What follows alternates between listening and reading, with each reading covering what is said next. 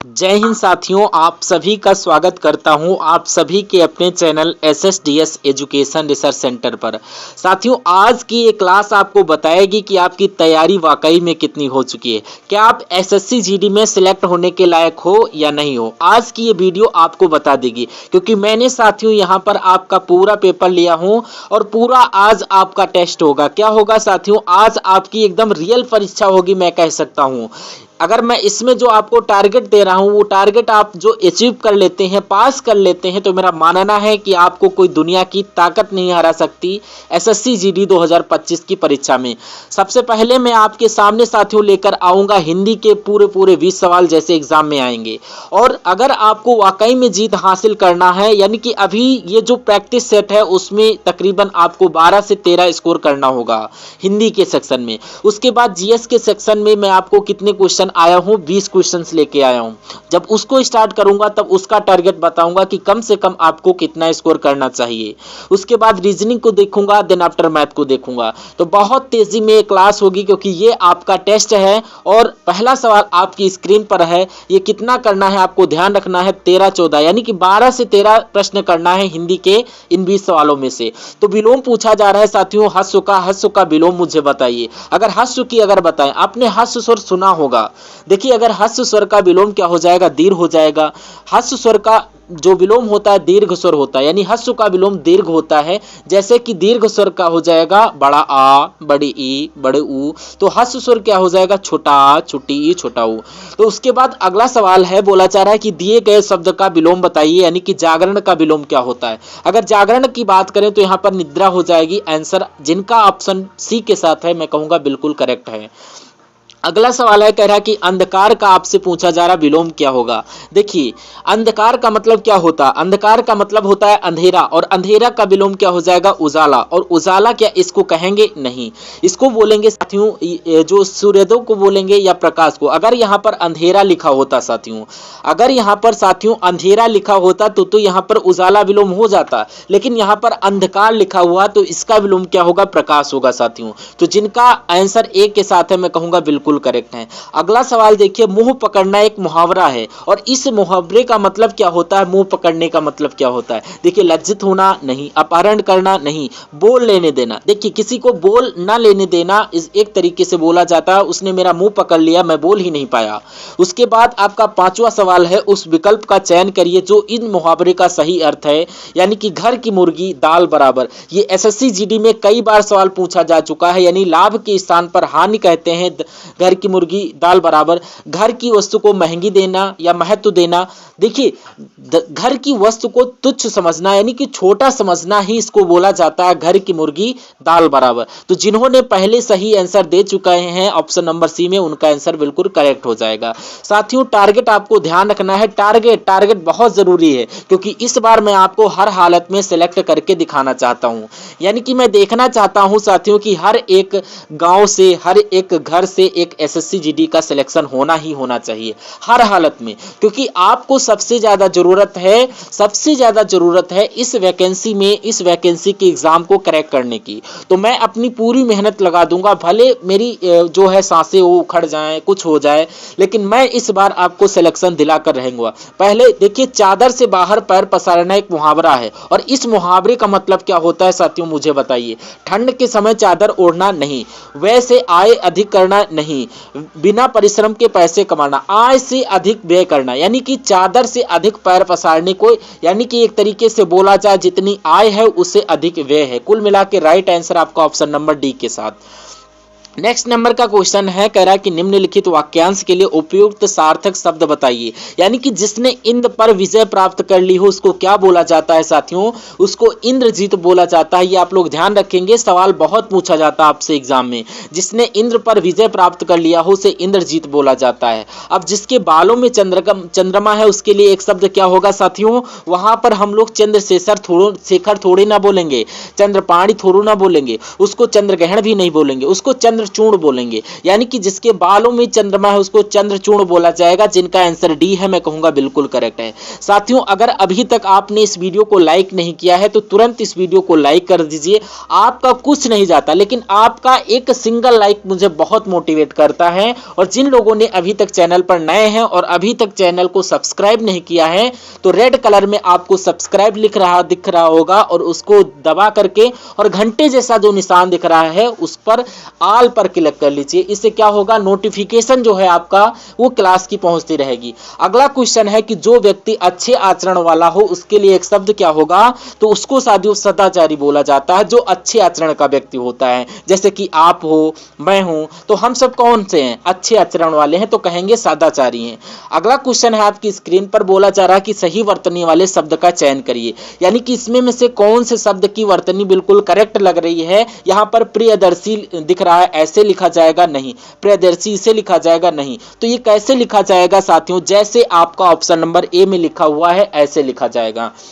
उसके बाद देखिए नेक्स्ट नंबर का सवाल आपकी स्क्रीन पर है, देखिए और मुझे बताइए आपका राइट आंसर क्या होगा। अब आपसे पूछा जा रहा है साथियों कि प्रमुख कैसे लिखा जाता है, तो यहाँ पर प्रमुख ऐसे लिखा जाएगा नहीं, ये तो प्रमुखिया हो गया, नहीं ये कोई शब्द ही नहीं होता है, तो जो सब शुद्ध शब्द होगा आपका वो ऑप्शन नंबर ए वाला होता है।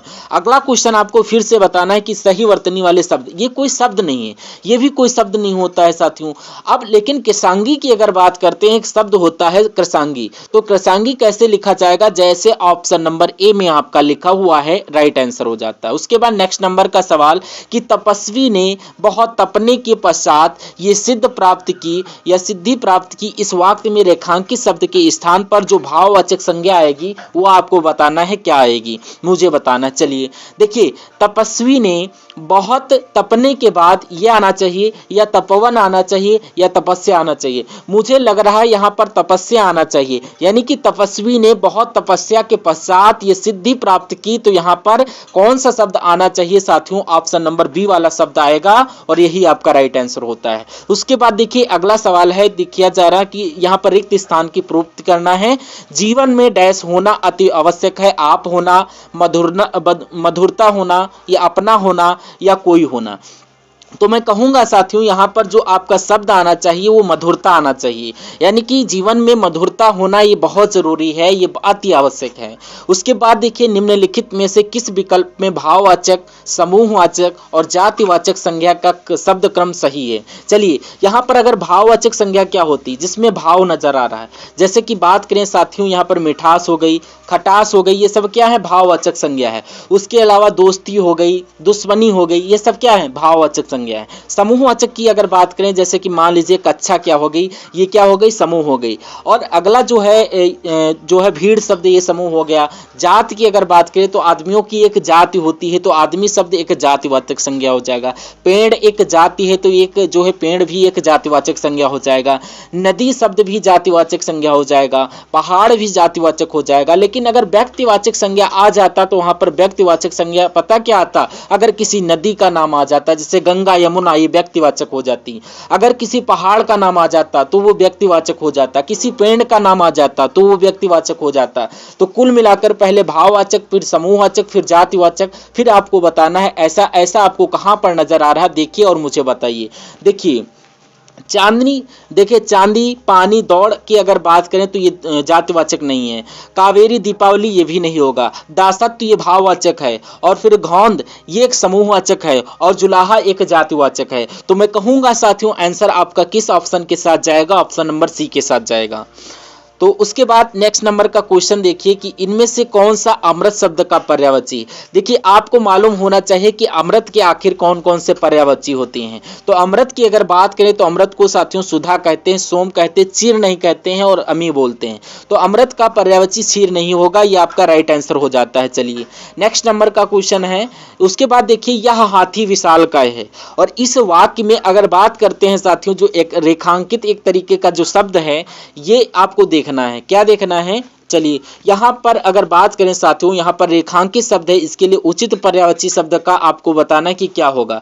देखिए सिंह, घोटक, मृग या हस्ती। तो अगर हम बात करते हैं साथियों, यहाँ पर राइट आंसर आपका क्या हो सकता है ये मुझे बताइए। हाथी को सिंह नहीं कहते, घोटक नहीं कहते, मृग नहीं कहते, इसको हस्ती बोलते हैं। हस्ती बोलते हैं तो आपका बिल्कुल ये करेक्ट आंसर हो जाता है। अगला सवाल आपकी स्क्रीन पर बताइए। यहाँ पर अगर बात करें निम्नलिखित वाक्य में रेखांकित शब्द के वाक्य पर जो है पर्यायवाची शब्द कौन सा होगा, यानी कि कुशल का पर्यायवाची आपसे पूछा जा रहा है। तो कुशल किसे बोला जाएगा, चंचल को, भुवन को, निपुण को नहीं। यानी कि निपुण का मतलब होता है साथियों एक्सपर्ट होता है, तो कुशल का मतलब ही एक्सपर्ट होता है। तो आपका जो ऑप्शन नंबर सी के पास आंसर है आपका बिल्कुल करेक्ट हो जाता है। अगला क्वेश्चन, निम्नलिखित में से शुद्ध वाक्य का चयन करिए।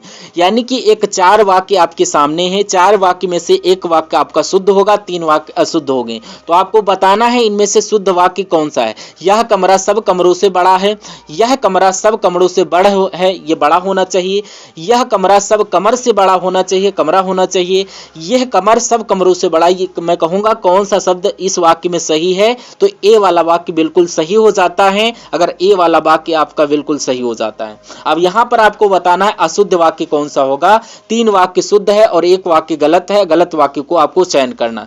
गली का तीसरा मकान मेरा घर है, ये इमारतें ऊंचाई से भिन्न है, ये भी सही लग रहा है। और आपको ये जो इमारतें ऊंचाई में भिन्न है, ये भी सही लग रहा है। गाड़ी के समय आने पर संभावना, ये भी सही। लड़की अपनी पुस्तक पढ़ रही, पढ़ ऐसे नहीं लिखा जाता है, ये पढ़ ऐसे लिखा जाता है साथियों। तो मैं कहूंगा प्रॉब्लम कहां पर हो रखी है, डी वाले में हो रखी है। तो जो दिक्कत है तो आपका ये बिल्कुल करेक्ट हो जाता है। तो आपने देखा आपके 20 सवालों में से बिल्कुल सही सवाल कितने हुए, एक बात जरूर बताइएगा कमेंट सेक्शन में। अब यहाँ पर हम लोग जीएस प्लस यानी कि जीएस के पूरे 20 सवाल देखेंगे और 20 सवालों में से आपका जो स्कोर होना चाहिए वो तकरीबन 10 से 11 का होना चाहिए। 10 तक तो करने की कोशिश 100% करिएगा। उसके बाद रीजनिंग के देखेंगे टॉप लेवल के क्वेश्चन और मैथ के टॉप लेवल के क्वेश्चन देखेंगे साथियों। यानी कि मैं आपको ऐसा पढ़ा दूंगा, इतना पढ़ा दूंगा कि आपकी रीजनिंग में प्लस और प्लस मैथ में प्लस हिंदी में 100% मार्क आए। यानी कि जितने क्वेश्चन आए सब आपको आते हुए हों। तो यहाँ पर आधुनिक अर्थशास्त्र का जनक किसे कहा जाता है, तो एडम स्मिथ को आपको याद रखना है। कई बार सवाल ये पूछा जा चुका है कि आधुनिक अर्थशास्त्र के जनक किसे बोला जाता है, तो इन्हीं को बोला जाता है। उसके बाद नेक्स्ट नंबर का सवाल आपकी स्क्रीन पर देखिए और मुझे बताइए साथियों कि आपका राइट आंसर क्या होगा। बोली कि भारत में सबसे बड़ा जो गुंबद, गोल गुंबज है, ये किस राज्य में है, ये कहां पर है, तो ये साथियों कर्नाटक में है। राइट आंसर अगर ऑप्शन नंबर बी है तो बिल्कुल करेक्ट है। अगला क्वेश्चन कि फतेहपुर सीकरी किस राज्य में है, तो ये उत्तर प्रदेश में है, मध्य प्रदेश में है, बिहार में है, राजस्थान है। तो आपका अगर क्वेश्चन है आंसर है उत्तर प्रदेश तो बिल्कुल करेक्ट है। रियाल किस देश की मुद्रा है, तो रियाल की अगर बात करें तो ये साथियों किस देश की मुद्रा है, देखिए और मुझे बताइए फटाफट आंसर क्या होता है। रियाल किस देश की मुद्रा है, तो ये ब्राजील की मुद्रा है। किस देश की मुद्रा है साथियों, ब्राजील की। अगर रियाल की बात करें साथियों तो ये नई मुद्रा अगर आपसे पूछी जाए कि ब्राजील की नई मुद्रा क्या है, तो साथियों आपको रियाल बताना है। रियाल, उसके अलावा आपको सऊदी अरब की भी मुद्रा है, क्या सऊदी अरब की भी मुद्रा है, ये भी आप लोग ध्यान रखेंगे। उसके अलावा अगर बात करें साथियों ईरान की भी ये मुद्रा है।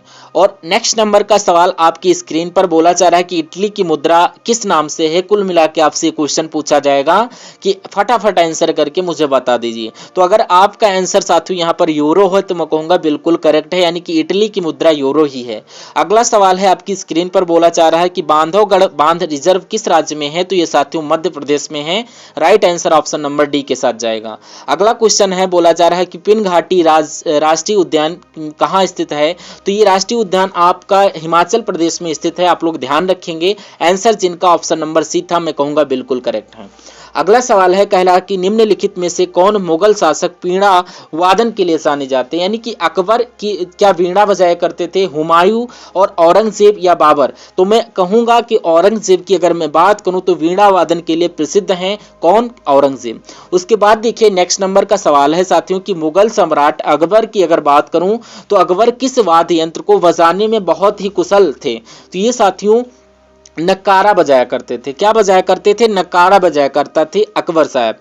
उसके बाद देखिए कि भारत में राष्ट्रीय पंचायती राज दिवस कब मनाया जाता है, तो ये सवाल आपसे जरूर पूछा जाएगा। इतना इंपॉर्टेंट क्वेश्चन है, आप लोग ध्यान रखेंगे। ये 24 अप्रैल की अगर मैं बात करूं तो ये राष्ट्रीय पंचायती राष्ट्रीय दिवस मनाया जाता है। उसके बाद देखिए अंतर्राष्ट्रीय मातृभाषा दिवस कब मनाया जाता है, मुझे बताइए। तो ये 21 फरवरी की अगर मैं बात करूं तो 21 फरवरी को अंतर्राष्ट्रीय मातृभाषा दिवस मनाया जाता है।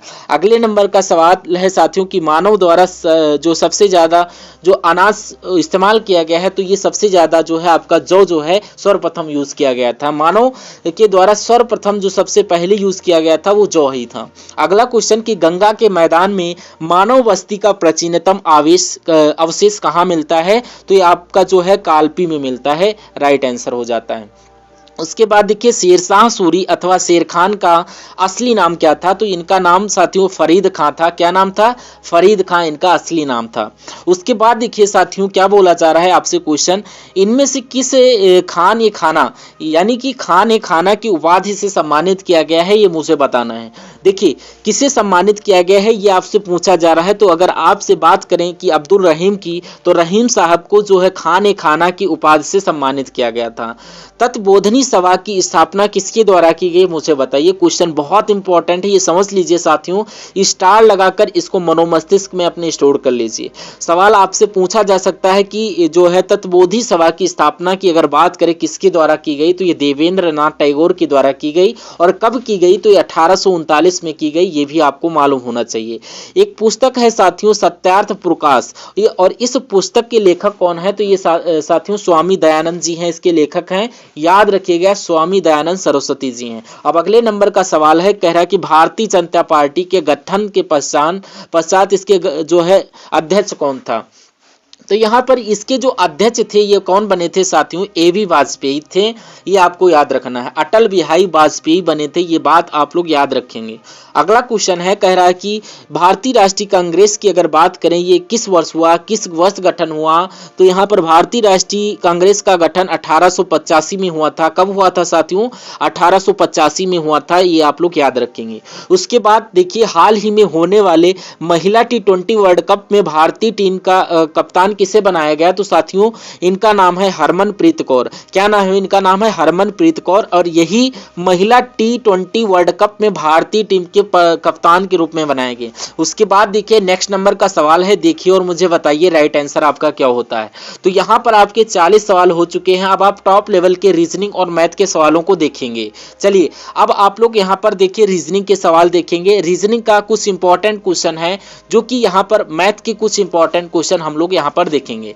तो यहाँ पर रीजनिंग की अगर बात करें साथियों, तो इसमें भी आप लोग चेक करिएगा कि कितने क्वेश्चंस में से कितने क्वेश्चंस आप बिल्कुल करेक्ट कर पा रहे हैं। और यहाँ पर साथियों जो आपका पहला सवाल मैं लेकर आ रहा हूँ इसमें आपको कुछ नहीं पढ़ना है, इसको आपको देखकर ही समझ जाना है कि आखिर यहाँ पर लॉजिक क्या लगा हुआ है। जैसे कि IFHO फिर इससे क्या बना दिया गया है साथियों, LCEK बना दिया गया। कैसे बना दिया गया ये आपको बताना है। HIJK से आपको HIJK कैसे बना दिया गया, तो आपको बताना है कि क्यों LGK से आपको कौन से आपको यहाँ पर 4 लेटर लाना है, बस इतनी सी बात आपको बताना है। अगर हम यहाँ पर कोशिश करें, क्या करें हम कोशिश करें साथियों कि आखिर ये बना कैसे। जैसे कि मान लीजिए कि I होता है 9 पर, F होता है 6 पर, H होता है 8 पर, O होता है 15 पर, और इसकी बात करें तो L 12 पर होता है, C 3 पर होता है, L 5 पर होता है। तो ये 9 से 12 हुआ, 3 बढ़ा हुआ है, और ये 6 से 3 हुआ यानी कि 3 घटा है, यानी कि पहले 3 बढ़ाया गया फिर 3 घटाया गया। उसके बाद 8 से 5 हो गया, यानी कि फिर से साथियों 3 घटा दिया गया। ठीक है भाई साहब, फिर से 3 घटा दिया, और फिर 15 से 11 कर दिया। अब कितना घटा दिया? अब 4 घटा दिया, क्योंकि यहाँ पर यही लॉजिक लगा है क्या, यानी कि H से K हुआ 3 बढ़ाया गया, I से क्या हुआ है साथियों ये आपको देखना है। ठीक है ना, I से I 9 होता है, तो F कितने पर होता है? 6 पर होता है, बिल्कुल 6 घटाया गया है, 3 घटाया गया। अब 10 से G हुआ है यानी कि 7 घटाया गया है, K 11 पर होता है, यानी कि ये आपको G आपका 7 पर होता है, ये 4 घटाया गया है। यानी कि यही लॉजिक आपको यहाँ पर लगाना है। अब अगर इसकी बात करें साथियों कि यहाँ पर हमें सबसे पहले 3 प्लस करना है और फिर 3 प्लस करना, फिर 4 प्लस करना, फिर 3 माइनस, क्या करना है, कुछ नहीं है सवाल में।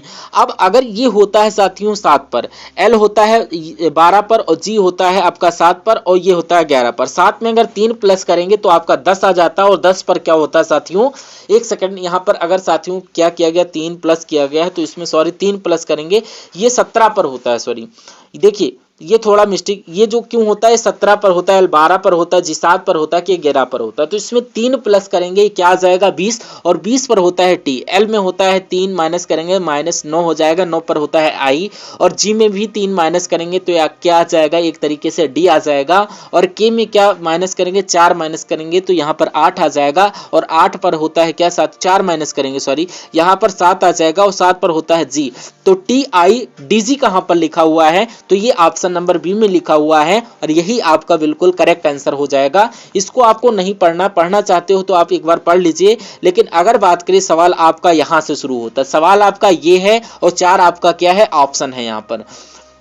यानी कि आपको जो यहाँ पर दिख रहा है इसमें जो लॉजिक लगा है, जो इसमें लॉजिक लगा है वो ही आपको बताना है कि किस ऑप्शन में वो लॉजिक लगा है। देखिए और मुझे बताइए कि आपका राइट आंसर साथियों यहाँ पर क्या हो सकता है। देखिए अगर हम बात करते हैं साथियों, क्या देखिए अगर हम बात करते हैं यहाँ पर क्या, अगर ये यहाँ पर 5 दूना कितना हो जाएगा, 5 की गुणा अगर 2 से करें तो 5 दूना 10 हो जाएगा और अगर 9 की गुणा हम लोग 2 से करा दे 9 दूना 18 हो जाएगा। यानी कि 5 दूना 10 प्लस 9 दूना 18, ये टोटल कितना हो जाएगा 28 हो जाएगा। लेकिन ये 27 बना है, यानी कि इसमें से एक घटा देंगे 27 आ जाएगा। और उसी प्रकार इसकी अगर बात करें 9 दूना 18, 15 दूना 30 हो जाएगा। यानी कि 9 दूना 18 सॉरी यहाँ पर 2 लिखेंगे, 9 दूना 18 प्लस 15 दूना कितना हो जाएगा 30 हो जाएगा और ये मिलकर कितना हो जाएगा 48 और एक माइनस कर दोगे 47 आ जाएगा, जो कि 47 से लिखा हुआ है। अब आपको बताना है कि ऐसा कौन सा ऑप्शन है जिसमें यही लॉजिक लगा है। अगर हम बात करें 18 दूना 36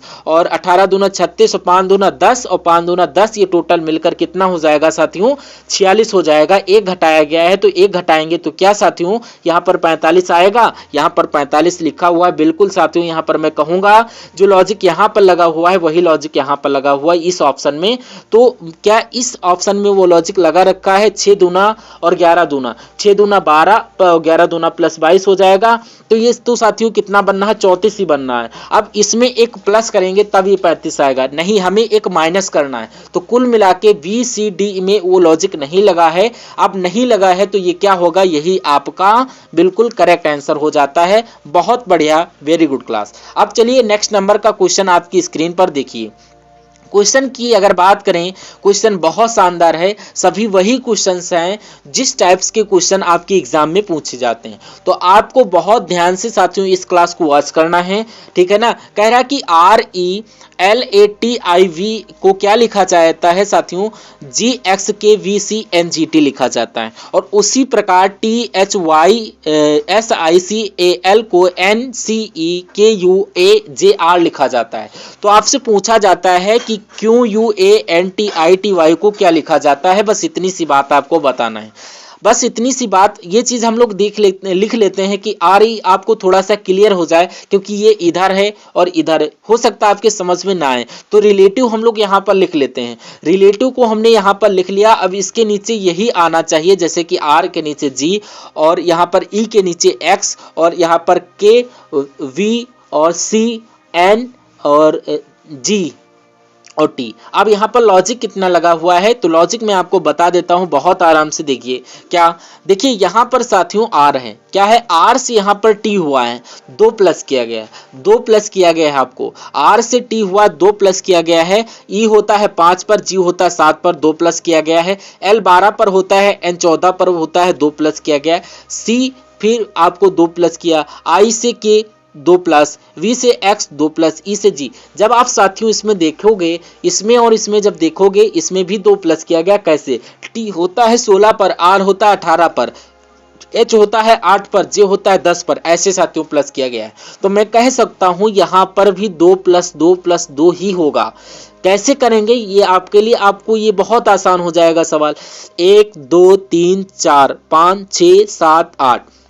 अब यहाँ पर अगर बात करते हैं साथियों कैसे क्या होगा, एक बार मैं समझा देता हूँ। क्यू में 2 प्लस करेंगे तो कितना आएगा साथियों, एक्स आएगा। अगर एस आएगा तो यहाँ पर ये यू में 2 प्लस करेंगे तो डब्ल्यू आ जाएगा। और इसमें जब सी प्लस 80 करे 80 आ जाएगा, क्या आ जाएगा साथियों, यहाँ पर 1 मिनट देख लेता हूँ, 1 मिनट। सी देखिए, हाँ उसके बाद साथियों एन में अगर 2 प्लस करेंगे तो टी आ जाएगा, तो अगर पी आ जाएगा, सॉरी पी आ जाएगा। और टी में अगर साथियों 2 प्लस करेंगे तो यहाँ पर वी आ जाएगा, और फिर आई से की हो जाएगा, और टी से वी हो जाएगा, और वाई से क्या हो जाएगा साथियों, वाई के बाद आपका आएगा जेड, और जेड के बाद आएगा ए, तो यहाँ पर ए आ जाएगा। तो आपको बताना है ऐसा ऑप्शन कहाँ पर लिखा हुआ है। ऐसा ऑप्शन मुझे ऑप्शन नंबर ए में नजर आ रहा है, A V K V P C W S. मैं कहूँगा जिनका भी आंसर पहले से ऑप्शन ए आ चुका था, मैं कहूँगा आंसर आपका बिल्कुल करेक्ट है। बहुत बढ़िया, वेरी गुड क्लास। साथियों अगर मैं बात करूं कि इस बार आपकी एसएससी जीडी की वैकेंसी है, वैकेंसी कम नहीं है, वैकेंसी बहुत है, 39,000 में बस सिर्फ आपको 1 सीट चाहिए। मैं कहूंगा इस बार आप अपनी 1 सीट को पक्का करने के लिए जीतोजहद करिए, यानी कि पूरी जान लगा दीजिए, क्योंकि ऊपर वाले ने आपको आपका शरीर क्यों दिया है, क्यों दिया है आपका शरीर, ये हमें बताइए। ऐसा थोड़ी ना है कि आपका जन्म ऐसे ही हो गया, बेवजह हो गया, नहीं, ये आपका जन्म आपको कुछ बनने के लिए हुआ है, कुछ बड़ा काम करने के लिए हुआ है।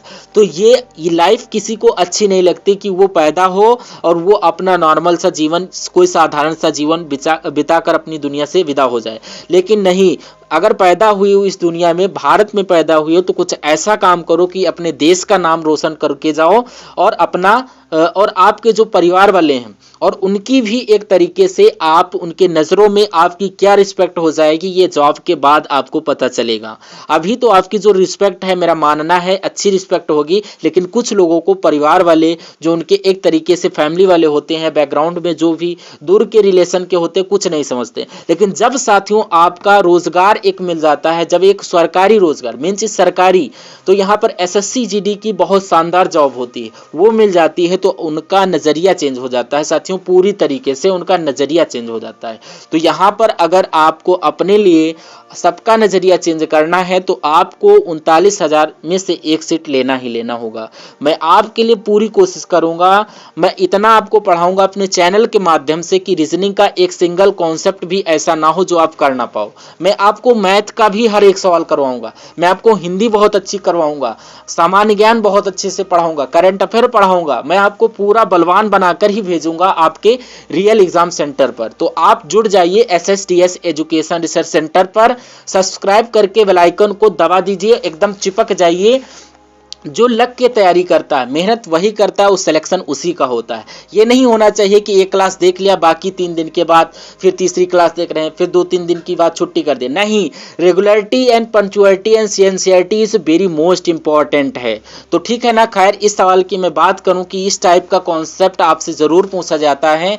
अब अगर यहाँ पर मैं बात करूं साथियों, देख लेंगे कि C 3 पर होता है, O 15 पर होता है, M 13 पर होता है, B 3 पर होता है, और ये G होता है 7 पर होता है, I 9 पर, U 21 पर और R 18 पर, K 11 पर, C 3 पर, C 3 पर, H आपका 8 पर, O 15 पर, W 23 पर, K आपका हो जाता है 11 पर, X आपका कितना 24 पर। देखिए हम नंबर क्यों लिखते हैं, क्योंकि एक बार में कोई नहीं समझ पाता है कि U हुआ है, ये कैसे हुआ कैसे हुआ, लेकिन आपको नंबरिंग आपको बचपन से इत्तेफाक रखते हो। क्यों? क्योंकि जो नंबर में जो लॉजिक लगा होता है वो बहुत ही इसलिए आप लोग पकड़ लेते हो। तो चलिए यहाँ पर अगर हम बात करते हैं कि 3 से यहाँ पर क्या हो गया, 7 हो गया, यानी कि 4 बढ़ा हुआ है। 15 से 9 हुआ है, यानी कितना घटा हुआ है, मैं कहूँगा साथियों -6 हुआ है। 13 से साथियों 21 हुआ है, तो 13 से 21 हुआ है, ये तो 8 बढ़ा दिया गया, 8 बढ़ाया गया। 2 से यहाँ पर 18 हुआ, ये तो कितना बढ़ाया गया है यहाँ पर साथियों, देखिए 1 मिनट, ठीक है। अगर यहाँ पर माइनस कर लो, माइनस भी हो जाएगा, माइनस करोगे तो ज़्यादा पास पड़ेगा। क्यों? क्योंकि हमें प्लस करना है, तो प्लस 16 प्लस होगा, माइनस करेंगे तो 10 प्लस होगा शायद। तो यहाँ पर हम एक बार देख लेते हैं साथियों क्या हो रहा है। देखिए 8 से 18 हुआ, और 18 से 8 हुआ, यानी कि 10 माइनस हुआ है। अब 10 माइनस हुआ है यहाँ पर भी, ठीक है ना, और फिर P फिर Z, B फिर A प्लस Z, ये 10 माइनस हुआ है, यानी कि यहाँ पर भी 10 माइनस हुआ, और यहाँ पर भी साथियों कितना माइनस हुआ है, एक तरीके से आप लोग देख सकते हैं। एक तरीके से यहाँ पर h है तो यहाँ पर 8 इधर का निकाल देते हैं और 8 इधर का, और साथियों यहाँ पर उधर 2 निकाल देते हैं, बिल्कुल 10 माइनस हुआ है। तो मैं कहूँगा जो लॉजिक यहाँ पर +4 - 6 + 8 जो लॉजिक यहाँ लगा है वही लॉजिक यहाँ पर लगा है। तो 15 में साथियों 4 जोड़ दो, आपका क्या हो जाएगा 19 हो जाएगा। 19 पर s होता है, 23 में 6 घटा दो, कितना हो जाएगा 17। 17 पर साथियों क्यों होता है 11, यानी कि k में 8 जोड़ दो, यानी कि इसमें 8 जोड़ देंगे तो इसमें जो है 8 जोड़ते हैं तो क्या हो जाएगा साथियों s आएगा। चलिए ठीक है, अगर बात करते हैं साथियों यहाँ पर x है और x है साथियों, इसमें से 10 घटाते हैं, जब 10 इसमें से घटाते हैं तो 14 आएगा और 14 पर n होता है। कहूँगा मैं ये क्या लिख, देखिए 17 पर क्यों लिखना चाहिए, तो ये SQ और SQSN, यानी कि SQSN आपका ऑप्शन नंबर सी में लिखा हुआ है और ये आपका बिल्कुल करेक्ट आंसर हो जाता है। बहुत बढ़िया, वेरी गुड क्लास। फिर से मैं आपको कह रहा हूँ कि इसको ऊपर वाले पार्ट को कुछ नहीं पढ़ना है, अगर पढ़ना चाहते हो आप लोग तो पढ़ सकते हो, कोई प्रॉब्लम नहीं है। लेकिन मैं आपको बता दूं साथियों, यहाँ पर जो यहाँ पर लॉजिक लगा हुआ है सेम वही लॉजिक आपको नीचे में लगाया गया है, और ऑप्शन में जो वही लॉजिक लगा है वो किस ऑप्शन में लगा है, इतनी सी बात आपसे पूछी जा रही। देखिए अगर इसको हम यहाँ पर लिखें बड़ा बड़ा 3, 26 और 8, अगर हम बात करें साथियों कि ये संख्या है ये क्यूब के आसपास है, यानी कि 3 का क्यूब 27 होता है, घटा दिया 26 हो गया। अब 3 का स्क्वायर 9 होता है, 1 घटा दिया 8 हो गई। अब उसी प्रकार 7 का क्यूब होता है 343, 1 घटा दिया 242 आ गई। अब यहाँ पर 20 है, अब 20, अब इसका लॉजिक क्या बनेगा, इसका लॉजिक थोड़ा सा बन सकता हो सकता है कि यहाँ पर अलग बना दिया गया हो। तो आई होप देखते हैं यहाँ पर थोड़ा लॉजिक लगाते हैं अपना भी है 1 मिनट। देखिए उसके साथ वो भी हो सकता है, ऐसा हो सकता है जैसे कि मैंने यहाँ पर 3 का क्यूब किया, वो तो सही किया, लेकिन 3 का स्क्वायर नहीं करना चाहिए। 3 की गुणा 3 से करेंगे तो 9 आ जाएगा, 1 घटा दिया। अब यहाँ पर फिर हम 7 की गुणा 3 से करेंगे, अरे भाई 3 का क्यूब तो किया एकदम सही है, 1 घटाया। लेकिन यहाँ पर 3 का क्या करेंगे, सॉरी यहाँ पर 7 की गुणा 3 से करेंगे तो 21 आएगा और 1 घटा दिया 20 आ जाएगा। अब आपको इतनी सी बात देखना है कि यहाँ पर क्या वो लॉजिक लगा हुआ, 2 की गुणा क्या करेंगे साथियों, यहाँ पर 2 का क्यूब करेंगे, 2 का क्यूब करेंगे साथियों 8 आ जाएगा, 1 घटाएंगे 9 आ गया, बिल्कुल सही, इतना तो सही हुआ। अब लेकिन यहाँ पर 2 की गुणा 3 से करेंगे तो यहाँ पर क्या आना चाहिए 6 - 1। अब 6 - 1 के हिसाब से 5 आना चाहिए, ठीक है ना। चलिए 5 तो ये है। अब यहाँ पर आप लोग देखिए कि इसको हमने 3 का क्यूब किया था और 1 माइनस किया था, लेकिन यहाँ पर साथियों क्या है, यहाँ पर 1 प्लस हुआ है, 2 का क्यूब और 1 माइनस होना चाहिए। तो यहाँ पर 9 क्यों लिखा हो, इसलिए ये ऑप्शन आपका नहीं हो सकता। इसकी अगर बात करें साथियों कि इसको ऐसा करो ऐसे चेक करो, देखिए यहाँ पर क्या होगा 5 दूना 10, क्या होगा साथियों 5 दूना 10। मैं बात करूँ 3 से अगर कराना है सबकी गुणा, 3 से गुणा कराते हैं, 3 से गुणा कराइए 5 या 15 और 1 माइनस किया 14, बिल्कुल सही आ गया। अब लेकिन इसका स्क्वायर करके 1 माइनस करते हैं तो 124 आना चाहिए, इसलिए मेरा ये भी आंसर नहीं होगा। अगर इसकी बात करें गुणा 3 से कराए, 1 घटा देते हैं 18 17, तो सही है। लेकिन 6 का स्क्वायर 216, मुझे 1 माइनस भी करना है, लेकिन यहाँ पर 215 आना चाहिए, ये भी गलत है। इसकी अगर बात करें साथियों 4 का क्यूब होता है 64, 1 घटा दिया 63, सही है। 4 की गुणा 3 से कराएंगे, 4 3 12, 1 घटा दिया 11, यानी कि मैं कह सकता हूँ कि यहाँ पर जो लॉजिक लगा हुआ है वही ऑप्शन नंबर डी में लगा हुआ है, ऑप्शन नंबर डी में लगा हुआ, और आपका यही आपका राइट आंसर हो जाता है ऑप्शन नंबर डी के साथ। अगला क्वेश्चन है आपकी स्क्रीन पर, बहुत बढ़िया, वेरी गुड क्लास। अगले नंबर का सवाल आपकी स्क्रीन पर देखिए। इनकी अगर बात करें साथियों, कुछ नहीं आपको करना है, सवाल को देखकर ही समझ जाते हो आप लोग कि इस सवाल में करना क्या है आखिर। अगर ऑप्शन है, अगर ऑप्शन ये वाला सही है तो 3 की जगह पर 30 और 30 की जगह पर 3 करना है, और गुणा की जगह पर प्लस और प्लस की जगह पर गुणा करना है। अगर ये ऑप्शन सही नहीं है तो इसको चेक करना है, अगर इसको ये भी नहीं सही तो इसको चेक करना है। लेकिन शर्त ये है कि इनकी कैलकुलेशन करके माइनस में आना चाहिए। तो जरा नीचे से आप स्टार्ट करिए कि 18 की जगह पर अगर 15 और 15 की जगह पर 18 कर देना, प्लस की जगह पर माइनस और माइनस की जगह पर प्लस कर देना। तो ये 18 जो लिखा है 18 की जगह पर 15 हो जाएगा, भाग का भाग हो जाएगा, 3 जैसा है जैसा रहेगा, माइनस जैसा है माइनस की जगह पर प्लस हो जाएगा। तो उसके बाद साथियों 30 है, 30 वैसा ही रहेगा, प्लस की जगह पर माइनस हो जाएगा, 15 की जगह पर 18 हो जाएगा, गुणा की जगह गुणा रहेगा, 2 का 2 रहेगा। इसको कैलकुलेट करोगे कि क्या माइनस 1 आ रहा है। देखिए इसको अगर कैलकुलेट करते हो 3 एकम 3, 3 15, 5 प्लस 30 मतलब मतलब कि यहाँ पर 18 दूना 36।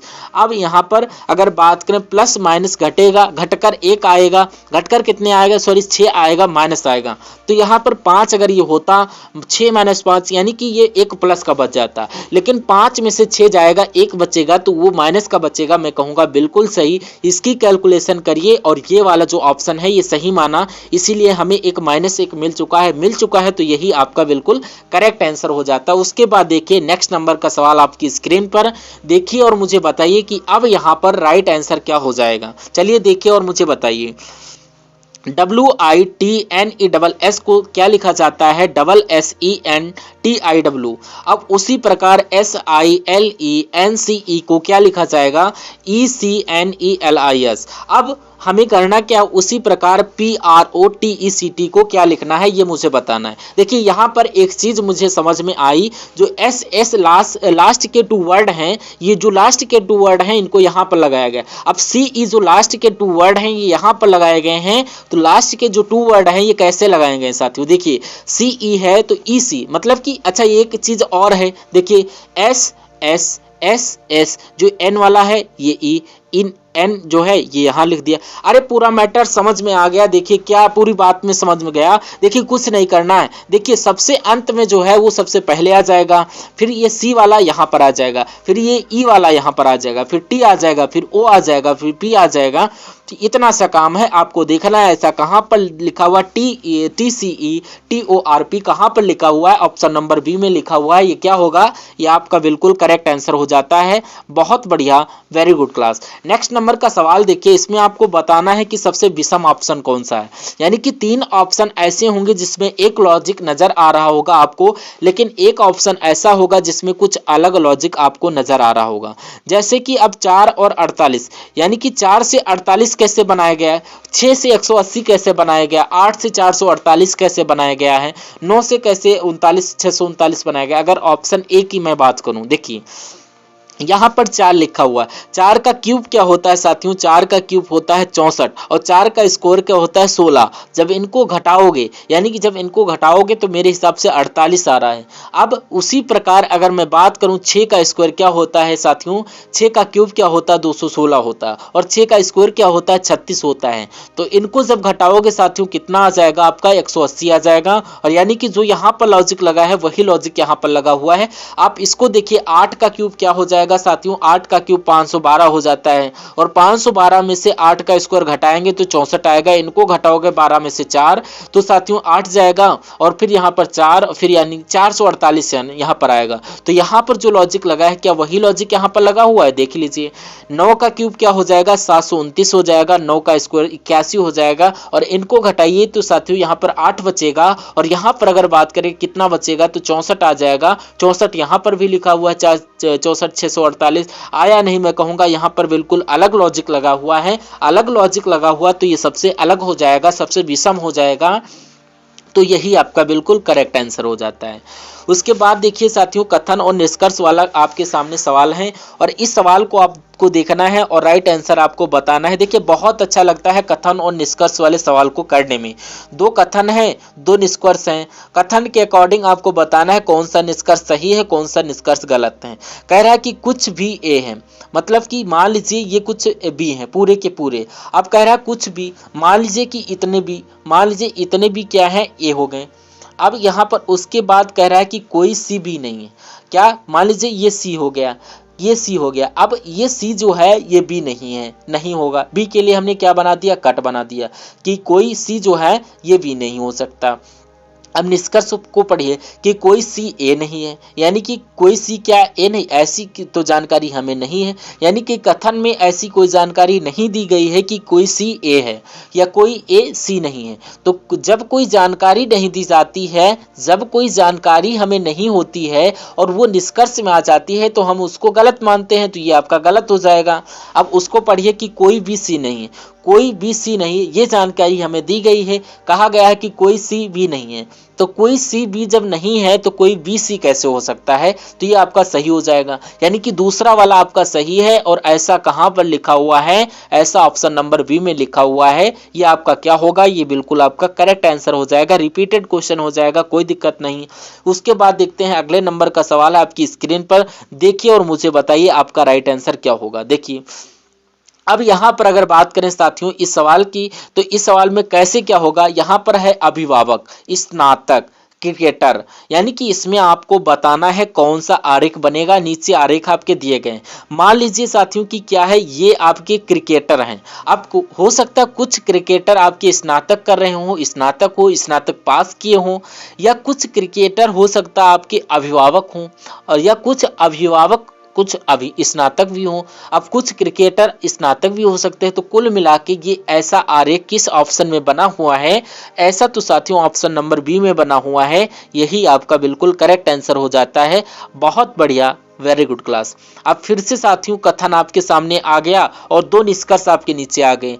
अब 3 इस बार निष्कर्ष यानी 3 कथन है। बहुत बढ़िया, कोई दिक्कत नहीं, चलिए देख लेते हैं। अगर हम बात करते हैं साथियों, बहुत ध्यान से देखेंगे आप लोग, कुछ डेस्क ट्रे हैं, यानी कि कुछ मान लीजिए कि ये आपके क्या हो जाएंगे, ये आपके साथियों डेस्क हो जाएंगे। अब कुछ डेस्क हैं, ये आपके ट्रे हैं, तो इतनी डेस्क हैं, ये आपकी ट्रे हो गई।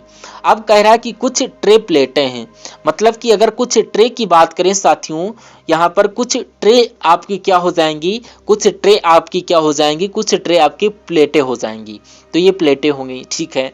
अब कह रहा है कि कुछ प्लेटें डेस्क हैं, यानी कि ये जो कुछ प्लेटें हैं ये कुछ डेस्क भी हैं। यानी कि इसको हमको ऐसे नहीं बनाना चाहिए साथियों, इसको हमको कैसे बनाना चाहिए हम बता देते हैं। यानी कि कुछ जो आपकी प्लेटें हैं ये एक तरीके से आपकी क्या हो जाती हैं, ट्रे भी हैं और डेस्क भी हैं। तो ऐसे बनेगा भाई साहब, प्लेटें कैसे बनेगा, ऐसे बनेगा। तो यहाँ पर कौन सा निष्कर्ष सही कौन सा गलत है, बस इसमें आपको साथियों देखना है। कह रहा है कि सभी डेस्क प्लेटें हैं, तो सभी डेस्क प्लेटें कैसे हैं, ये होता कि हाँ कुछ डेस्क प्लेटें हैं तो हम सही मान लेते हैं, लेकिन अभी तो ये गलत हो जाएगा। सभी प्लेटें डेस्क हैं, सभी प्लेटें डेस्क कहाँ है भाई, सभी प्लेटें, इतनी प्लेटें सिर्फ डेस्क हैं, ये तो गलत हो जाएगा। अब कुछ प्लेटें ट्रे हैं, अब कुछ प्लेटें ट्रे हैं, तो हाँ साथियों बिल्कुल इतनी प्लेटें ट्रे हैं, बिल्कुल सही हो जाएगा। और सभी ट्रे डेस्क हैं, ये आपका कहां पर है, कुछ ट्रे डेस्क हैं, इतनी ट्रे डेस्क हैं, तो इतनी, ये भी आपका गलत हो जाएगा। यानी कि तीसरा वाला सही होगा। ऐसा कहां पर लिखा हुआ है, ऑप्शन नंबर ए में लिखा हुआ है। ये आपका क्या होगा, ये आपका बिल्कुल करेक्ट आंसर हो जाता है। बहुत बढ़िया, वेरी गुड क्लास। अब यहाँ पर बात करें साथियों, नंबर सीरीज का सवाल आपके सामने है। कह रहा 2 से यहाँ पर 6 हुआ, और 6 से 14 हुआ, और 30 से यहाँ पर 62 हुआ है, और 62 से यहाँ पर क्या होगा कि कौन सा नंबर आएगा, बस इतनी छोटी बात आपसे पूछी जा रही। अब इसमें अगर लॉजिक की बात करें, आखिर लॉजिक क्या लगा, तो मेरा मानना है कि 2 से 6 हुआ है। अब यहाँ पर आप ऐसा नहीं कर सकते कि यहाँ पर इसमें साथियों 2 से 6 हुआ है तो 4 प्लस हुआ है, फिर यहाँ पर इतना प्लस हुआ, इतना प्लस हुआ। कभी भी अगर आप किसी सीरीज को देखो और उसमें देखो कि अचानक से इसमें गैप बहुत ज़्यादा होने लगे, तो यहाँ पर साथियों 32 का गैप है एकदम, तो वहाँ पर साथियों कभी भी देखो गैप ज्यादा होने लगे तो वहां पर गुणा यूज हुआ, यानी वहां पर गुणे का इस्तेमाल किया गया है। तो अगर हम बात करें कि यहाँ पर इसकी गुणा किससे कर दें साथियों, 2 से कर दें और 2 जोड़ दें तो हमें 6 मिल जाएगा। और उसी प्रकार इसकी गुणा अगर 2 से कर दें और 2 जोड़ दें तो हमें 14 मिल जाएगा। उसी प्रकार 14 दूना 28 प्लस 2 कितना हो जाएगा 30, और उसी प्रकार 30 दूना साथियों 60, और प्लस 2 जोड़ दें तो 62 हो जाएगा। यहां से हमने पहचाना कि ये जो 30 का जो डबल है 2 जोड़ा गया है, तो यही से ये लॉजिक निकल के आया। फिर मैंने यहां से स्टार्ट किया, गुणा 2 प्लस 2, गुणा 2 प्लस 2। तो मैं कहूंगा कि जब हम लोग इसकी गुणा 2 से करेंगे तो 4 और 6 दूना 12, इसमें 2 जोड़ेंगे तो 126 आ जाएगा। और 126 कौन से ऑप्शन में है, ऑप्शन नंबर बी में है। तो ये आपका बिल्कुल करेक्ट आंसर हो जाता है। उसके बाद देखिए साथियों नेक्स्ट नंबर का सवाल। अब इस वीडियो को साथियों एंड तक देखिएगा। अब एंड तक क्या मतलब, अब यहाँ पर रीजनिंग तक ही आपके क्वेश्चंस हो पाएंगे। मैथ के क्वेश्चन पार्ट 2 में जाएंगे, क्योंकि यहाँ पर मेरे फ़ोन की बैटरी भी डाउन होने लगी है, 15 तक पहुँच चुकी है, तो ये कवर अप नहीं हो पाएंगे। लेकिन आपने अभी तक अगर इन सवालों को नहीं पढ़ पाए तो बहुत गलत हुआ है। तो आप इन सभी सवालों को देखिए और अपनी रीजनिंग को मजबूत करिए, और अभी कुछ मिनट के बाद आपको पार्ट 2 में मैथ को प्रोवाइड करवा दूंगा। अपनी मैथ को भी मजबूत कीजिएगा। क्योंकि आपके एसएससी जीडी एग्जाम में मैथ भी इम्पॉर्टेंट है, रीजनिंग भी इम्पॉर्टेंट है, रीजनिंग भी इम्पॉर्टेंट है, क्योंकि इनके बलबूते पर ही सिलेक्शन लिया जाता है, इनके बलबूते पर ही। क्योंकि आपकी अगर बात करें जीएस में आपका 20/20 कोई कर सकता है, मैं कहूँ अगर 20/20 कर सकता है, नहीं कर सकता है, जितना भी पढ़ाई कर ले, लेकिन आप रीजनिंग और मैथ में कर सकते हो 20/20, 20/20। तो आपको सबसे ज़्यादा पकड़ इन पर ही बनाना है। इसमें मैं आपको इतना करवा दूंगा कि 14 से 15 क्वेश्चन आपकी इतनी तैयारी हो जाएगा कि 14 से 15 क्वेश्चन आप बिल्कुल सही तरीके से अपने रियल एग्जाम में करके आ जाओ। ठीक है, तो खैर अगला सवाल है आपके सामने, कह रहा है कि ALBUMS को UMBWBNA के रूप में लिखा जाता है। उसके बाद कह रहा है कि क्लेवर को साथियों क्या लिखा जाएगा, बस इतनी सी बात आपसे पूछी जा रही है। अब हमें लॉजिक अभी नहीं पता है कि आखिर लॉजिक यहाँ पर क्या लगा हुआ, लेकिन कोई दिक्कत नहीं, निकालेंगे कि आखिर लॉजिक लगा क्या हुआ है। देखिए ए से ये यू हुआ है, 20 बढ़ा दिया गया एकदम, एल से एम हो गया, यानी कि इसमें तो 1 बढ़ाया गया, तो इसमें तो ऐसा नहीं हो सकता कि एकदम 12 और 12 से 1 बढ़ा दिया गया। तो इसमें से क्या कुछ और लॉजिक लगा है? एक बार साथियों देखिए यहाँ पर क्या लॉजिक लगा है। अगर मान लीजिए ये आपका एस है और S से आपका U हुआ है, तो यहाँ पर 2 बढ़ा है। अब ये M है और M का आपने M कर दिया, कोई दिक्कत नहीं, नो प्रॉब्लम। U है, U से W कर दिया गया, 2 बढ़ा। U 21 पर होता है, W 23 पर होता है। अब B का साथियों B कर दिया, अरे वाह। अब L से L 12 पर, N 14 पर 2 बढ़ाया गया, अब A का A कर दिया। यानी समझ रहे हैं बात को आपने कि A आपको 2 बढ़ाना, फिर उतना ही बढ़ा देना, यानी कि कुछ नहीं बढ़ाना। एक आपको 2 बढ़ाना है, फिर कुछ नहीं बढ़ाना है। तो अगर बात करें साथियों यहाँ पर C है और सब में आप देख पा रहे हैं CC है, तो यहाँ पर 1 2 3 4 5 6, तो यहाँ पर C आएगा। तो L में साथियों यहाँ पर 2 बढ़ाएं तो यहाँ पर L आ जाएगा और E का E रहेगा, और V में 2 बढ़ाएंगे तो क्या आ जाएगा, V में 2 बढ़ाएंगे तो आपका X आ जाएगा। क्या आ जाएगा साथियों, X आ जाएगा, और यहाँ पर E का E रहेगा, और R में 2 बढ़ाएंगे तो T आएगा। तो ये साथियों ऑप्शन कहाँ पर लिखा हुआ है, TEXENC a option number C में लिखा हुआ। यहाँ पर अगर बात करें साथियों 7 व्यक्ति हैं, और कहा जा रहा है कि 7 व्यक्ति हैं ABCDEFG, उत्तर की ओर मुख करके एक सीधी पंक्ति में बैठे हुए, एक पंक्ति है, और इस पंक्ति की अगर बात करें इसमें 7 लोग बैठे हुए हैं। देखिए 1 2 3 4 5 6, और इन सभी का मुख किस तरफ है, उत्तर की तरफ है। अब उत्तर की तरफ है, ठीक है। अब उसके बाद कह रहा है कि डी के दाएं की तरफ 2 व्यक्ति बैठे, यानी कि डी यहाँ पर बैठेगा और उसके दाएं केवल 2 व्यक्ति बैठे हैं, ये बताया गया है। अब उसके बाद कह रहा है कि डी जो है जी का निकटतम पड़ोसी है। अब कह रहा है ए और जी के बीच में केवल 3 व्यक्ति बैठे हुए हैं, और बी और सी के बीच में केवल 2 व्यक्ति बैठे हुए हैं, और ई सी का निकटतम पड़ोसी नहीं है, और एफ जी के निकटतम दाएं बैठा है। तो इतनी बात कही गई है। तो अगर बात हम कहें जी के निकटतम दाएं, यानी कि जी को कहीं पर बिठाओ। मान लीजिए जी को आपने कहां पर बिठाया, जी को आपने मान लीजिए यहां पर बिठा दिया।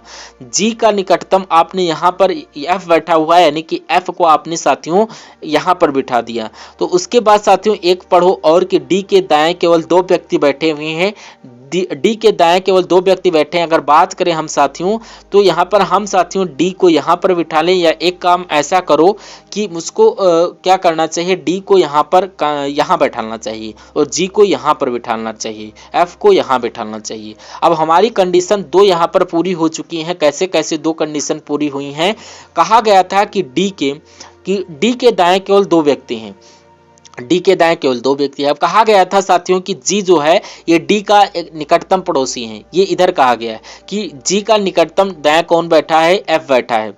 अब यहाँ पर ये देख लीजिए, अब इतनी बात आपको साथियों समझ में आ गई, चलिए कोई प्रॉब्लम नहीं। अब यहाँ पर हम लोग देखते हैं कि कहा क्या गया है कि ए और जी के बीच केवल 3 व्यक्ति बैठे हैं, ए और जी यानी कि 1 व्यक्ति 2 व्यक्ति 3 व्यक्ति। तो ए कहाँ पर बैठेगा साथियों, ए यहाँ पर बैठेगा, 1 2 3, ए और ए को बीच में 2 का गैप है, तो यानी कि 2 व्यक्ति यहाँ पर बैठे हुए हैं। बी और सी हम अभी नहीं पता लगा सकते हैं बी और सी कहाँ पर बैठेगा। तो उसके बाद साथियों कहा गया कि ए सी का निकटतम नहीं है पड़ोसी, तो सी का पड़ोसी निकटतम नहीं है ई, तो मैं कहूँगा सी यहीं पर बैठेगा। अब सी जब यहाँ पर बैठेगा तो यहाँ पर 2 व्यक्ति बैठे हुए हैं, बी यहाँ पर बैठेगा। अब बचा क्या साथियों, यहाँ पर ई बचा तो ई यहाँ पर बैठ जाएगा, तो CAEBADG। तो यहाँ पर अगर बात करें सवाल क्या पूछा गया, ए का निकटतम बाएं कौन है, तो ए यहाँ पर है और ए के बाएं कौन है, सी है। और यहाँ पर आपका राइट आंसर सी होगा। तो कौन से ऑप्शन में है, ऑप्शन नंबर बी वाले में। तो उसके बाद साथियों यहाँ पर आज इसी सेशन को रखते हैं, यहीं पर एंड करते हैं, बिकॉज आपके जो है सर के फोन में बैटरी थोड़ा डाउन हो चुकी है। तो मिलते हैं नए शानदार इन्फॉर्मेटिव टॉपिक को लेकर, इसके सेकंड पार्ट में मैथ को कवर अप कराऊंगा। तब तक के लिए जय हिंद, वंदे मातरम। Thank you for watching video. अगर हाँ चैनल को सब्सक्राइब नहीं किया है तो प्लीज चैनल को भी सब्सक्राइब कर लेना, बेल आइकन को भी प्रेस कर लेना। मिलते हैं नए शानदार इन्फॉर्मेटिव टॉपिक को लेकर, तब तक के लिए जय हिंद, वंदे।